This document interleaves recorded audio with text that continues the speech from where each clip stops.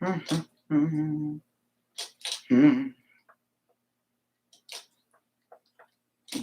now, oh gosh. Hello, everyone. Hello, hello. Oh, it's another one of these mornings. Doo-doo. Good morning, everybody. Oh, we got a couple minutes. We're here a couple minutes early, Archie. Yay, now I can ask about my magic dragon Puff. All right, hopefully he lives by the sea. Then Andrew says, yo. Yo, indeed. Yo, listen up. Here's a story about a little guy who lives in a blue world. No? All right. Oh, I tried.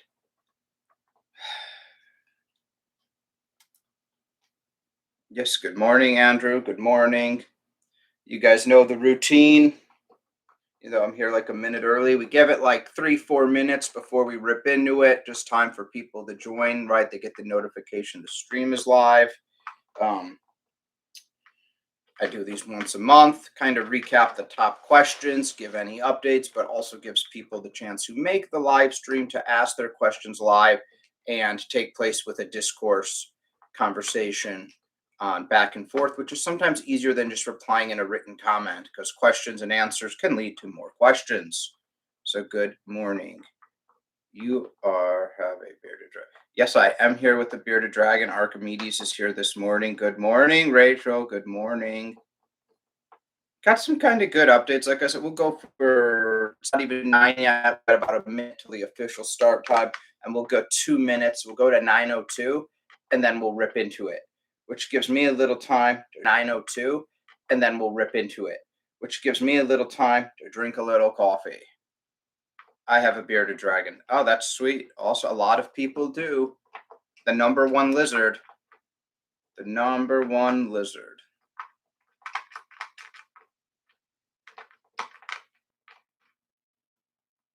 All right. And I don't have a lot planned for today. With the holidays and stuff like that, January, typically a little bit of a busier month. So engagement typically ticks down.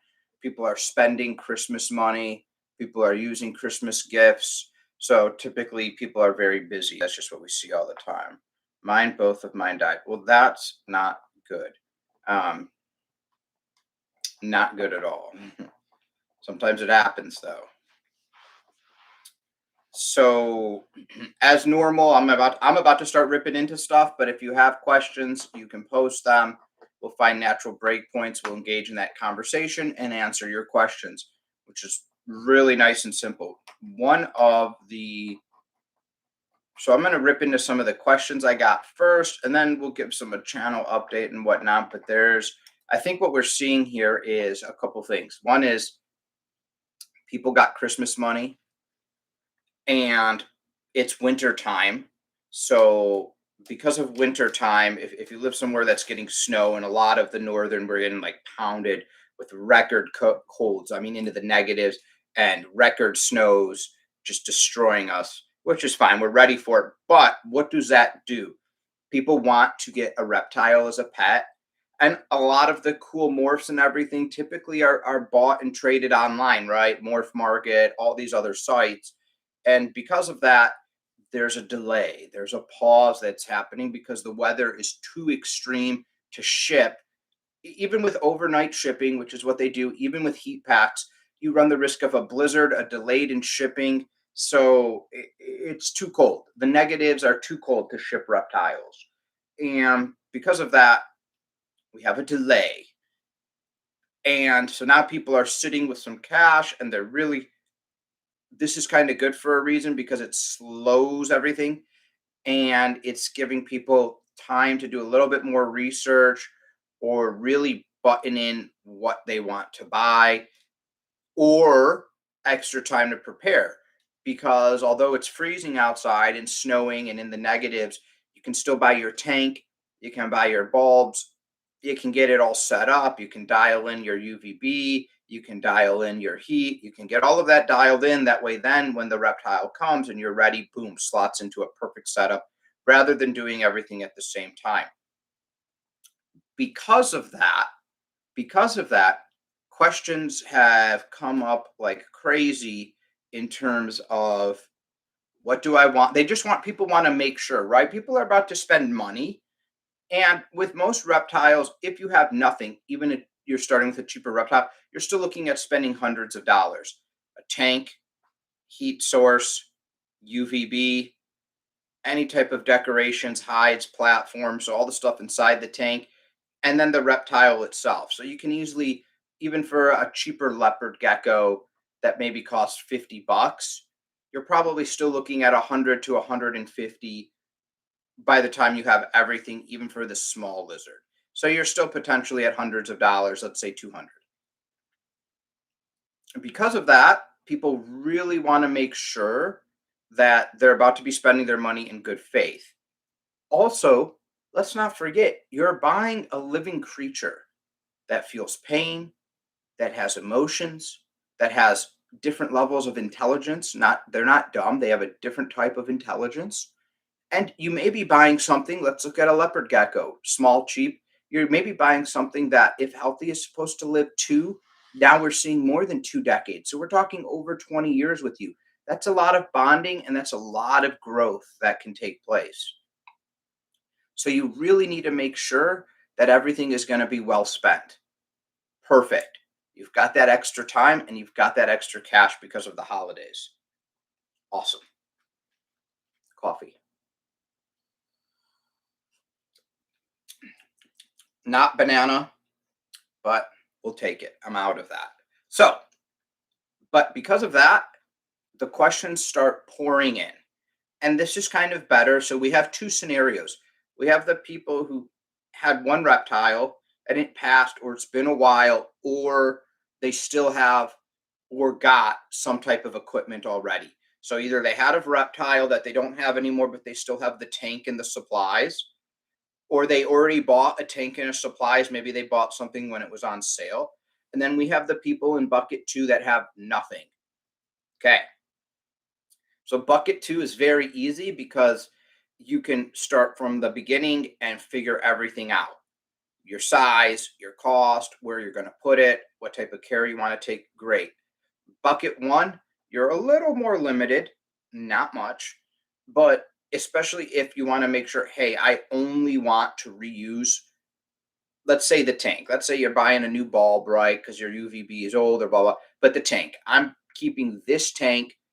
What are the options I can put in this tank? Okay, so those people are only looking for more or less a reptile with a few added things. Cool.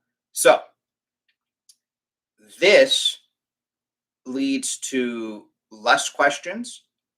This leads to unlimited questions because their palete's unlimited. So the biggest thing, anyone in bucket one that still has some supplies, are the tank. That is what's going to limit you, especially if you're like, I never want to buy a new tank. I want it to live out its life comfortably in this tank. What can I go with? That's your first, your foremost, the only thing that we're caring about at this point. Because you can replace bulbs, you can put a new hide in there that's a little bit bigger, but if you want to keep that tank, we are going to look at that. So, size. Size is the limiting factor. How big is the tank? And then what type of reptile? Typically, people have a top opening tank, which is not the best because they're just a pain if you've got your. And let me explain top opening versus front opening and why the premium of a terrarium over a fish tank is really there and what people should really think about, because even the top opening reptile tanks, right, that have screen lids that slide off or little hatches that open, because they still make top opening reptile tanks. They're a pain. Just going to tell you guys right now, they are a pain because on top of the tank, you're putting your heat source, typically resting on the screen, your heat source, your UVB. Sometimes people will even use the top of the tank as some type of storage for calcium powder container. all of that. Now, whenever you need to do any type of interaction with your reptile, you are clearing off the top of the tank every time. That's a pain. uh, Especially if you've got a ceramic heat emitter or a hot bulb. That thing's hot. You can't just take it and set it down. You're going to get some type of holder, something like that.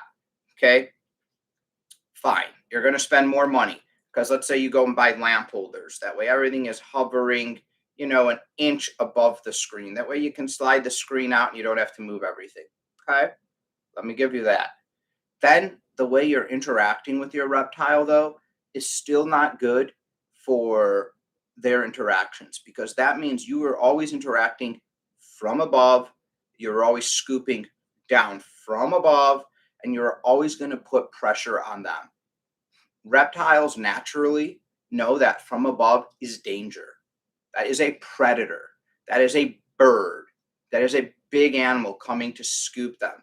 So when you're interacting with reptiles, it's always from below, right? It's always scoop, scoop, and lift them from the bottom up. That makes them feel more comfortable. Not all, but most reptiles have what's referred to as the third eye on the top of their head or on the back top of their neck. Now, it's not really an eyeball, all right, but you can see it, and it is a gland that is reactive to light changes. It can help the reptile know when daylight is happening, so when it's time to get up. But the biggest thing that it's used for is the change of light in the day, a shadowy presence. And that is typically something is coming from above. A bird is now coming into its dive bomb and has blocked out the sun. They get into a shadow. They are in panic mode because that shadow has been created. Something's happening. And yeah, they get into panic mode even when a tree would leaves would go and block the sun and things like that. When you have them outside, look at them look up, especially if they're new, when a cloud goes over the sun. It just puts them on high alert, possible threat from above. That's how they function. And so those interactions are not great. Yeah, if you're lucky with the feeding hatch, the other thing that sucks about the feeding hatch though is that also limits your interaction with them. You're going to open what up a 2x2, sometimes a 4x4 little hatch. I have a tank that does that and then just put the food in. Man, how lame. You know, when I'm feeding my reptile, I'm talking to them. A lot of the times, feeding is the best way to bond with them. I have them come to the front of the tank. I have them climb up on me for food, or I'm petting them during food because they're typically preoccupied with food, and I can do that. So front opening is the way to go. You get to open it from the front, and a lot of front openings still allow you to have top access as well, especially for cleaning or putting something big in. But when you have front opening, you have that interactiveness. The reptile can come to the front. You can open it. You're at eye level. You don't have to reach in from above. You can let them come out of the tank on their own, especially if you build a ramp or if your tank is on a table or on a floor that is bigger. You can open it and teach them to come out with food. You make it a nice interaction. So if you have old equipment and it is just top opening, you're just not set. You're really setting up for a bad start, to be honest. It's just not a good way to go. Get rid of it. Slow down getting the reptile, change that tank, boom, good, done, set. Now, otherwise, let's look at the size and then let's find out. When you look at size, there's a lot of things that possibly could fit in a same size container. So here's the key. A lot of your geckos, cave geckos, crested geckos, leopard geckos, fat-tailed geckos, the list goes on. A lot of those can make it in the same type of enclosure. There's a ton. Gargoyle geckos, crested, I mean, it just goes on. It goes on. Tokay geckos, it goes on and on and on. So those are your smaller species that are going to do quite well in your 20-gallon, your 30, your 40-gallon. They're going to do great. Now, I look at two things. the first thing I look at is what type of interactivity you want to have with your reptile. There are ones that are much that are known, right? There's exceptions. There are ones that are known to be friendly or easier, leopard geckos. There are ones that are known to be butts almost their entire life, tokay geckos, and everything in between. And then always you have the exceptions in all the categories. Okay, great. So you know your categories.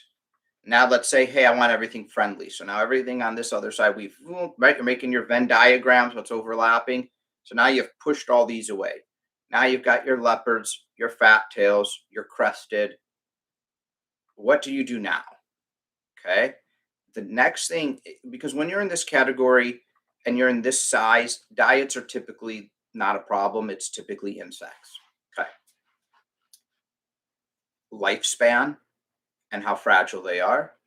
Lifespan is what I would say is the next important thing, because for some people, because look, I would bring chameleons down in these categories.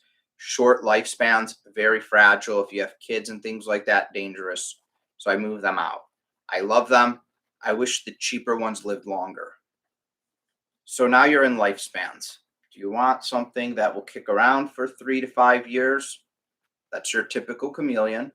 Sometimes you can stretch a little bit more, 8. Do you want some, and they're fragile. Remember, they're fragile. Do you want something that'll stick around for 20 years?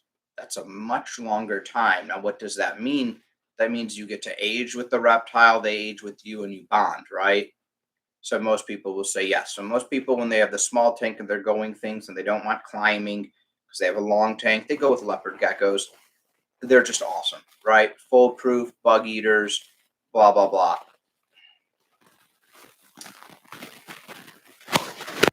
There's the exceptions, but there's also something that we're gonna talk about lifespan, and this is something I wanted to bring up all the time because it lifespan, longevity, age, however you want to word it, it gets asked all the time of me and probably to other people who are in the know. I'm getting distracted by my fat rabbit over here, and I think he's cleaning his bottom foot, so he's got his back foot way up in the air, and he's like licking it, and he's like standing on one foot. It's fascinating. It's just fascinating. I need to not look, but he's distracting me. So what we're starting to see is the lifespans in captivity are starting to just destroy the charts and the data. Now, we really haven't been amassing good pet data, I would say, for only a decade. Good pet data. Little bit more pet data a little bit before that. But in terms of really keeping good data, it's been about a decade. Maybe if you wanted to push it, 15 years. Okay, there's a problem because when we look at lifespans, if you just Google how long does this live, you're typically getting a random number that was accumulated from 2 sets of data, and these sets of data were not great. One is the wild set of data, which was very limited, poorly collected, poorly categorized due to harshness of living in the wild, predators, lack of veterinary care, lack of constant environment. So that already was a bad subset of data, but it's all we had. Fine. Then we did start to incorporate it with captive data, but we actually started blending the two. And the captive data at first was actually worse than the wild, right? Because people were capturing these animals and they didn't know how to take correct care of them. And often it was incorrect care on a play sand, on bad diets of just releasing insects into the cage, insects that are loaded with parasites, insects that attack the reptile. So we had early deaths there. So that wasn't great because now you're taking the wild's poor low death ratio, or low life ratio due to a variety of factors and mixing it with a lot of data of poor keeping. And you got a relatively small lifespan. Okay.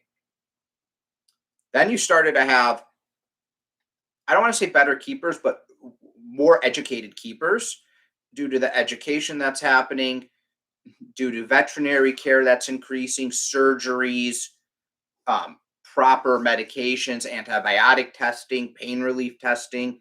I mean, if you look at vet studies, a lot of studies have been done neutering, spaying, tumor removal, chemotherapy, red light therapy. It's gone all over the distance, right? Awesome. So we started to have better care. But we had a problem is we were taking this better data and we didn't like start anew. We were still merging it into that, which was making that a little bit better, but still you had way too much negative from the beginning. Way too much negative. All right. So at one point, someone said, "Hey, let's start here and let's start going forward." And that's where you're seeing this new lifespan data, and this new lifespan data is much greater.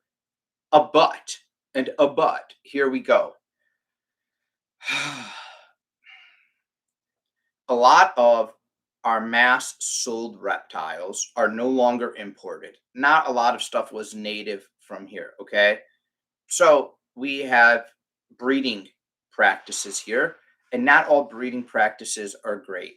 There's a lot of inbreeding, there's a lot of poor genes that continue to be bred for money. And so that can taint the data, but also taint your experience. So whenever buying a reptile, and look, it is old because reptiles healthily do not breed their entire lifespan. They do stop, right? There is a prime breeding that they like to do. So can't do too young, can't do too old, and then they just stop. But it is nice if you're buying from a breeder.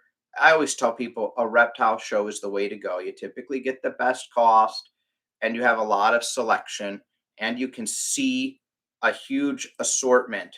But the biggest thing is if you can get data on the life of the grandparents and the parents, the most important. Now, sometimes that doesn't help because sometimes the parents are 3 and 4 years old, right? 5 years old. So you don't know if, let's look at bearded dragons. If you get a mom and dad that are 4 or 5, they're healthy for right now. So you're going with those eggs, and then you don't know what genetics. But if you know about their grandparents and their grandparents are 10, 11, and still alive, great. And that data, although is still short now, right? Because a lot of these good breeders, they have young breedings. But as that goes longer, you're going to be able to get great grandparents, grandparents, parents, and brothers, sisters of different clutches, right? So, how are the babies, same parents, how are the babies that were born last year doing? How are the babies that were born 2 years ago and 3 years ago doing? Still same parents. And then here you are at year 4. You're getting year 4 from these parents. How have the other 3 years done? How are the moms doing? How about the clutches of the moms? So the brothers and sisters, right? Aunts and uncles now. All of this data is now becoming more widely available, and that's giving us way better insight to do lifespans, longevity more accurate. What? So the big thing with this is those numbers are drastically changing. The other thing is we are becoming more conscious about the care. Over supplementing was a problem, right? You've heard too much of a good thing. Yeah, it happens too. Over supplementing, um, especially not just in general, but to your reptile. It's very easy to give your reptile way too much calcium. Hard urates, massive urates, waste, water absorption. But you're like, well, calcium's good for them. It is. I'm going to give them a lot every day. Maybe they're not synthesizing it as well. Maybe they are just full and they're not expending it as much. So you can easily overdo supplements. Okay. Let's look at it from the food side. I'm going to feed them a lot of premium food every single day. Okay. That's another problem because what if they're getting overweight? Spoiler alert, an older dragon can get overweight from eating too many veggies. I know, isn't that shocker? They can be little piggies and start to put on food, especially if you've got a couch potato that just gorges up and then sits there. Okay. So, but people hear these things And it happens in the reverse. They panic. I'm going to stop supplementing everything altogether. I'm going to start feeding very little or big periods of gaps of times, right? And then same thing goes happen. Maybe you have an underweight lizard and now you're like, oh crap, now I got to start feeding it like crazy. So you start to get these people that go to these extremes because they're panicking, and that leads to poor care. Uh, Now we have people all over us trying to bully people and mimicking the bad parts of the wild. So who knows? Okay, another problem. Yes, Marty the Beardy brings up a really good point here. Okay, I guess. Well, here's my first point. Don't listen to anything Reddit tells you. Don't listen to anything Facebook tells you. Any group like that with moderators and anyone who makes picture diagrams to tell you what to do. Stay as far away from those people as possible. Um, Not good. But and I'm generalizing. And when I say I'm generalizing, I mean 99.9% of the time, not good. 1.1%, there's a spot. But so you have that. Then you have, yes, the know it alls, the administrators, the moderators, someplace you join. Do this, do this, do this. In the wild, they do this and they do this, they do this. I'm going to do a news flash to people. The wild is not good. It's not good. How do we know this? Well, once we got captivity correct, animals, typically animals that live in a zoo with professional zookeepers, live longer, healthier, better lives, especially now that zookeeping has educated and did good. Now, zookeeping wasn't great in the beginning. Why? Because they attempted to mimic the wild completely. Problem, then they overcorrected. Now you find that happy median. And now you're looking at, let's look at the Detroit Zoo. Holy crap, the giraffe family there, it's almost like every year there's a baby giraffe being born. They're all healthy. The muscle density, these giraffes are larger than you've ever seen. They're super healthy. Their blood work is super clean. I mean, so you start to see these amazing things. Okay, cool. Reptile keeping. The wild is not good. It's not good. There's predators. The weather is uncontrollable. The amount of food and the quality of the food is scarce and questionable, right? No access to veterinary care. So the wild is not good. Just so people understand, it's not. Now let's look at that for human. Hey guys, let's take all of our clothes off. Let's get out of our house and let's go live in a mud hut in an alley here in Detroit when it's -20 wind chill. Guess what's going to happen? We're in the wild and we're going to die. Right? Let's go live like a cave. Let's dig a little hole and be cavemen. That's not a good representation. So whenever anyone says, how did they do it in the wild? I'll tell you how they do it in the wild. They die. They get sick. They get injured. They get killed. They starve to death. They dehydrate to death. They die. That's how. So keep that in mind. Mimic the wild. How about no? People will be like, well, what about temperatures of the wild? That's not even the best sometimes. A lot of them, they're dealing with harsh conditions because that's where they are and they can't escape. So when you put them in better conditions with different heat, sometimes a little less heat, sometimes a little more heat, sometimes more UVB than they would get naturally where they're found, sometimes a little less, right? I'll tell you this, I would do great living in a mansion with servants, staff, personal assistants, massage therapy. Can't afford it. So I'm where I am here. So I make the best of what I have here. And a lot of the times, that's what they do, if you think about it. All right. People are driving an old car. You know what you do better with? A new car, all wheel drive, and this and that, traction control, heated seats, heated steering wheel, blah, blah, blah, blah, blah, blah, blah, blah, blah, blah. Can't afford it. So you make the best that you have of your vehicle. Get it, got it, and that's what they do. They make the best of where they have. That's all they can do. All right. Those are my two rants. Updates. And then we're going to hit any questions that people have. Here's the updates. The cloned baby snakes, the parthenogenesis, they are doing quite well. We're still feeding them pinky mice. We still need to help with the feeding a little bit. Their necks are just so thin because, again, they're born a little bit thinner that it's hard for them to hold it up. So I am just putting a finger in there and kind of letting them lean their head and their neck against me while they eat and swallow it themselves. But they are getting so much stronger. They're building those muscles really good, which is really amazing. Um, and I'm really excited to see two cloned sister snakes like that. Absolute matching genes, absolutely incredible. Um, Getting ready to move some tanks around, move Reptar into a larger enclosure, maybe Charmander into a larger enclosure, but Charmander may. We're working on trying how she does with litter box training when left outside. So I've been letting her free roam in the reptile room more. And I've done two things. One is she's got a log she can climb back into her enclosure, which is where the litter box she currently uses. It's just a bin. It doesn't have litter in it. It's just her toilet. She's when she's in the tank, she uses that almost 100% of the time, 99.9, and I think I'm kind of getting her to 100. When I let her out in the room, I let her climb into that, but I put a duplicate bin on the floor. She's used the duplicate bin on the floor twice. She's climbed back and she's pooped on the floor one time.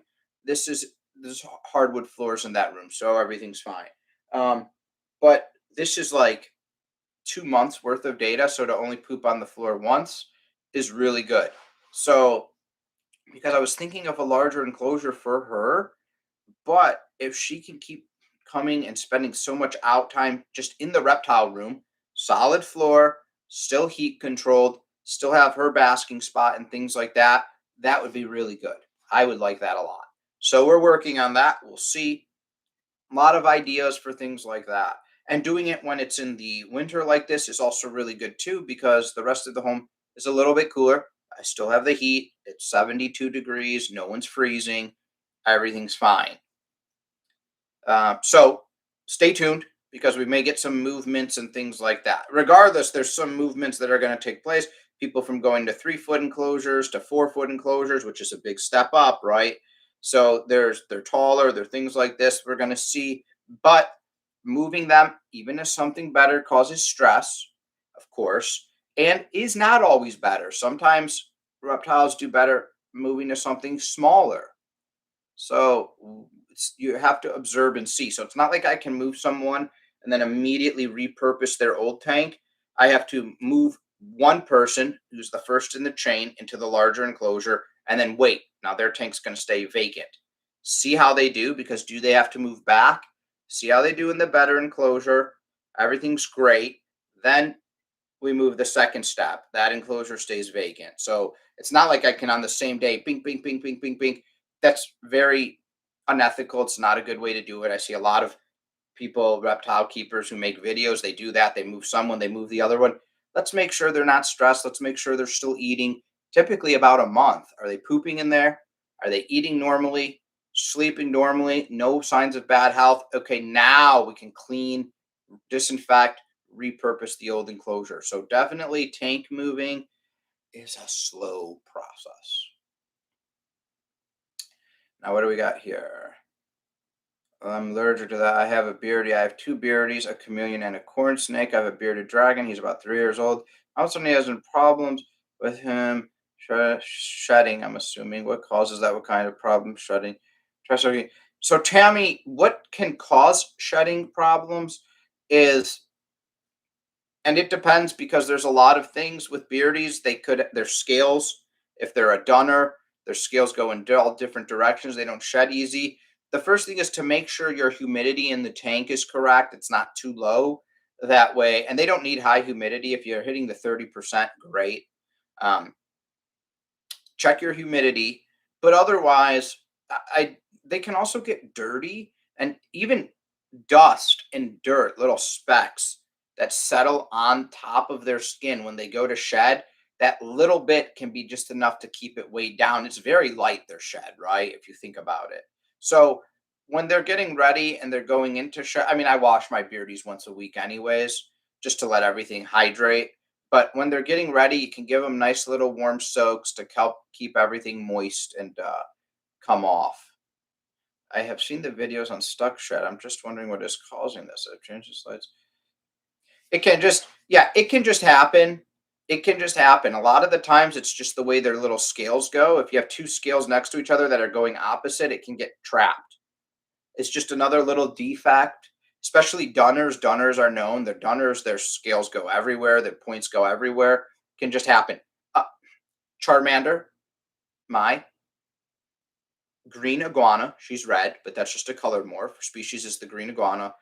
She gets shed that gets stuck. She's in 90% humidity.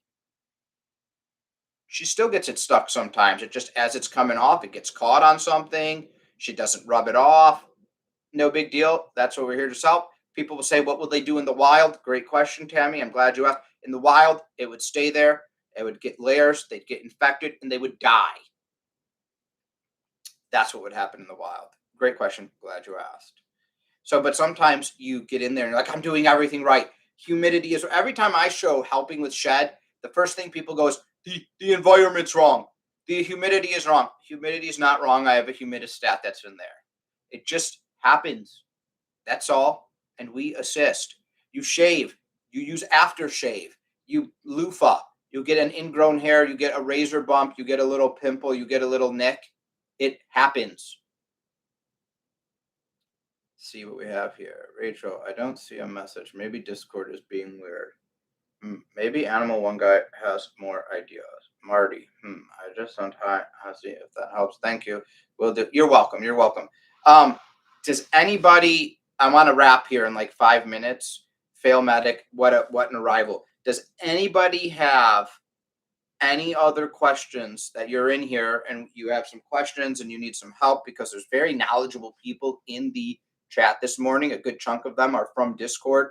So these are people that know what they're talking about. And then you have me as the resource. That's why it's a failed medic. If it was a successful medic, the issue would have been here 30 minutes early. A failed medic gets here right at the end. Everyone's already dead. No Phoenix Downs. So shoot your last questions in right now. Take a sip of coffee. Archimedes has just about had it. And it's not that she doesn't like being up. It's that I'm just blabbing away right in front of her. But I would say she's my most tolerable pet. She was this big. She came in like a little ketchup container. 2 weeks old. So tiny. Euromastics. Euromastics, amazing lizards. They love to eat so they can get obese. They love belly rubs. They'll sleep on their back. They're funny. They're silly. Some people say they can even do mind control on their human captors. I'm not sure about that, but it's talked about online. But they're pretty awesome. They look cool too, to be honest. I don't understand why. Well, I should say, I was gonna say, I don't understand why they're not more popular. They're a little bit more expensive than beardies, but they're cool.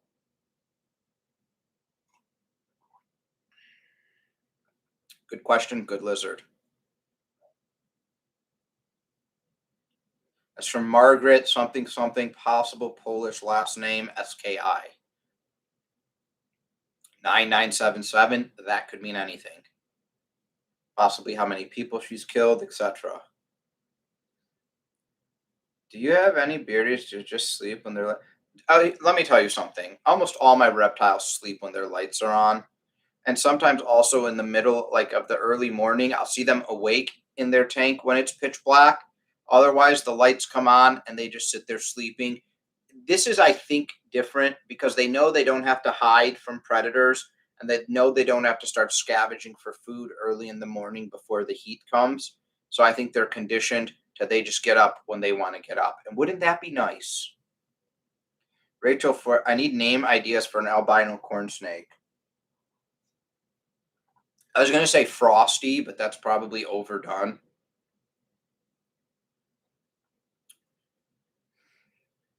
I really enjoy your videos. Thank you. Tammy, you just, again, I say this all the time. And look, I don't crap talk anybody's videos. A lot of people, I would get more views. Everyone would if I was just doing comedy videos with my reptiles. I'm just trying to help people assist who have questions. There's not a lot of good information online. There's a lot of YouTube people that will, and Facebook and Reddit, that will help you by reiterating Google what they read off of Google. Not great. So I can take decades of experience, not in breeding, not in short term keeping, decades of experience raising reptiles that live decades, right? My oldest bearded dragon lived to be 22 years old. There could be other ones that are longer, but let's look at that. With me for 22 years, some weeks, right? Give it weeks because it wasn't a brand new newborn. It was a baby, but who knows? Could have been 2 weeks, could have been 4 weeks, whatever. So just bringing firsthand knowledge of things that I've tested and things that work, and then just get your minds going. Because what's worked for me might not work for you, but at least you have the general idea. And I have multiple bearded dragons. What works for one doesn't work for the other. Some love water, some hate water, some sleep in the water. Who knows? Okay, this has been a great stream. You guys know I do a live stream the last Saturday inside the calendar month. Unless it's a holiday, then I try to do before or after. Just to answer questions throughout the week, throughout the month, based on all my videos, and also be able to have these live discussions with people. You can help me by liking every video you watch, by leaving a comment. It just shows engagement, even if you just say hi, thank you, whatever. You also don't have to do that. Don't feel obligated. Um, if you want to come into Discord, I have a Patreon for as little as $1 a month. You can come into Patreon, donate. All that proceeds all goes towards the reptiles. I'll tell you, it doesn't cover the reptile costs. I'm negative every month with reptiles, and especially if a vet hits, which is fine. Don't feel obligated for that. But if you donate on Patreon, you know it goes to them, and you get to join the Discord where we have a bunch of cool reptile people that answer questions. I'm in there often. I try to be in there 4 out of 5 days of the business days. Around holiday times, it gets sketchy. Also around weather times like snow and stuff, because there's more stuff I have to do.